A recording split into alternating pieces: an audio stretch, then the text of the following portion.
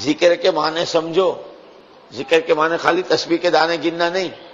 ہاں یاد رکھنا، ایک ہے اللہ کو یاد کرنا اور ایک ہے اللہ کو یاد رکھنا. سمجھے؟ ذکر سے جو مطلوب ہے اور جو مقصود ہے وہ صرف اللہ کو یاد کر لینا نہیں. جو یاد کرتا ہے نا اللہ کو، وہ مسجد میں تسبیح پڑھتے ہوئے روتا بھی ہے اور دردری بھی آتی ہے، بہت نور دکھتا ہے، لیکن یاد کیا ہے، مسجد سے باہر نکلتے ہی بھول جاتا ہے، لیکن یاد کیا تھا.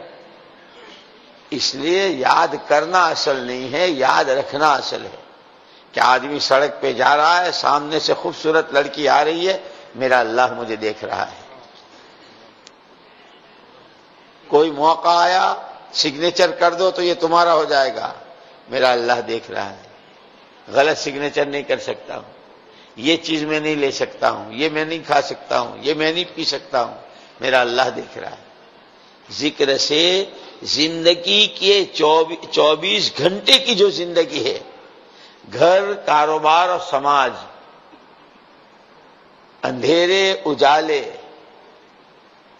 ہر حال میں اللہ کا دھیان. اللہ سمیع ہے، اللہ بصیر ہے، اللہ علیم ہے، اللہ خبیر ہے.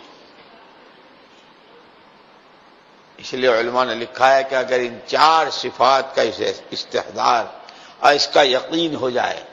دیکھو، ایک ہے جاننا، ایک ہے جاننا اور ایک ہے ماننا. جانتے ہم سب ہیں، اللہ دیکھتا ہے، اللہ سنتا ہے، اللہ کو سب خبر ہے، کہتے نہیں کہتے. ایک ان پڑھ